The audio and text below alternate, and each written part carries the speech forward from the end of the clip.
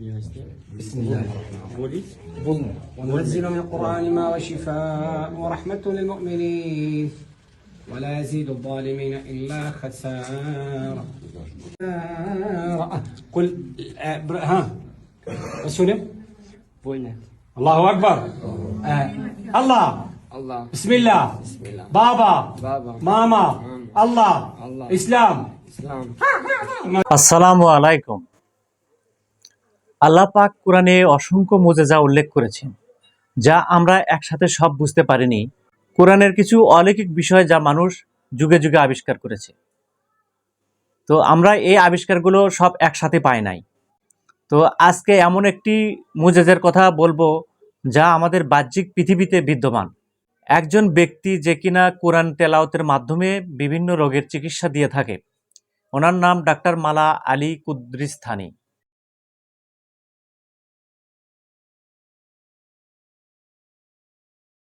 প্রকৃত নাম ডক্টর আলী মাহমুদ হাসান, কিন্তু ডক্টর মালা আলী নামেই সর্বাধিক পরিচিত। ইতিহাসের অন্যতম শ্রেষ্ঠ ইসলামী শাসক সুলতান সালাউদ্দিন আইয়ুবীর বংশধর হল আজকের ডক্টর মালা আলী কুদ্রিস্তানি, যিনি কিনা 1971 সালে 1 জুলাই ইরাকের ইরাবিল শহরে জন্মগ্রহণ করেন। তিনি ইরাকের বিভিন্ন অঞ্চলে কোরআনের বাণী দিয়ে চিকিৎসা করে থাকেন এবং ইরাকের নবী ক্লিনিকেও তিনি চিকিৎসা করে থাকেন কোরআনের বাণী দিয়ে। এমনকি বিশ্বের বিভিন্ন দেশে চিকিৎসা করে থাকে এই কোরআন তেলাওয়াতের মাধ্যমে। ফলে মানুষ তার অলৌকিক বিষয়টা বোঝার পর ইসলাম গ্রহণ করে এবং এই আল্লাহর বাণীকে সত্য হিসেবে মেনে নেয়।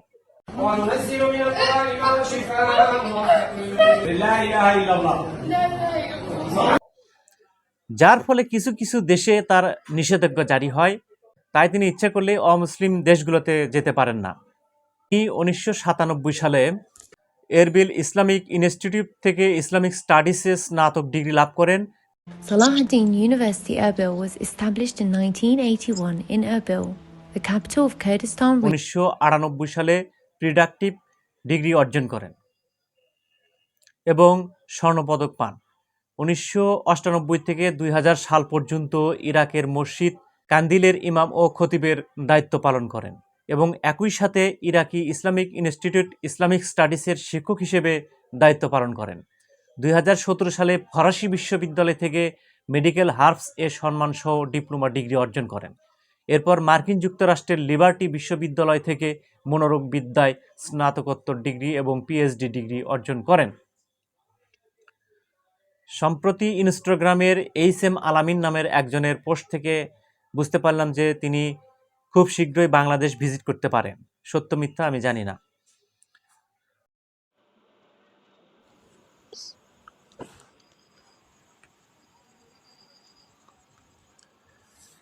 সাতাশ বছরেরও বেশি সময় ধরে doctor Mala Ali autism, cerebral palsy, HIV AIDS এবং ক্যান্সারের মতো দুরারোগ্য রোগে ভুগেছেন এমন ব্যক্তিদের জন্য আশার আলো হয়ে আছেন। ভেষজ ও প্রিডাক্টিভ ঔষধে তার দক্ষতার মাধ্যমে তিনি বিভিন্ন রোগের চিকিৎসার জন্য 251 ধরনের ওষুধ তৈরি করেছেন। চিকিৎসা ক্ষেত্রে অবদানের পাশাপাশি ডক্টর মালা আলী একজন আধ্যাত্মিক নিরাময়কারী ও ইসলাম প্রচারক হিসেবে খ্যাতিমান।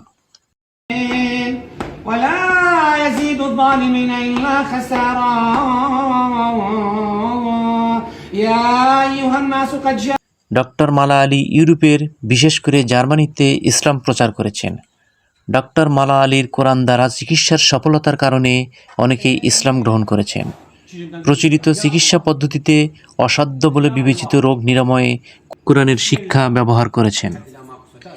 1998 থেকে 2020 সাল পর্যন্ত ইরাকের এরিবলে অবস্থিত নবী হাসপাতালের পরিচালক হিসেবে দায়িত্ব পালন করেছেন। وننزل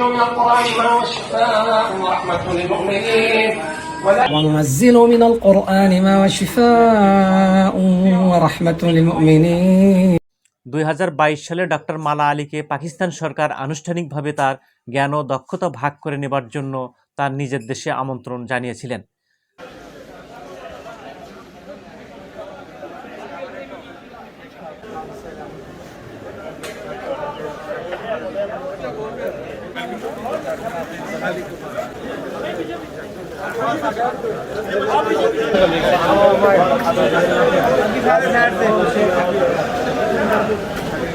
মালা আলীকে পাকিস্তান সরকার আনুষ্ঠানিকভাবে তার জ্ঞান ও দক্ষতা ভাগ করে নেবার জন্য পাকিস্তানে আমন্ত্রণ জানান।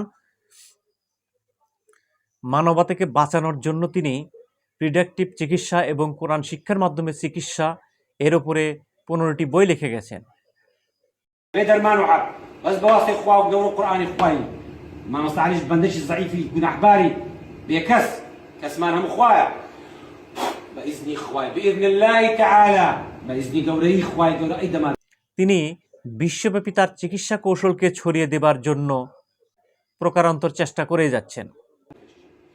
وننزل من القرآن ما هو شفاء ورحمة للمؤمنين ولا يزيد الظالمين إلا خسارة. جبنا بالبركة يا الله الله أكبر باسك يقول ডক্টর মালা আলীর এত ক্লান্তি এবং কষ্টের মাঝেও অটল থাকা এবং কোরআনের জ্ঞান দিয়ে চিকিৎসা করা এবং মানুষকে সুস্থ করার বিষয়টা একমাত্র আল্লাহ পাকের মুজিজা।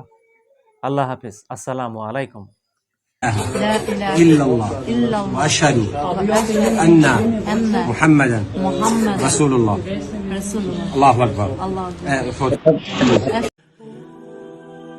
সত্যের সাথে চলি, হকের কথা বলি।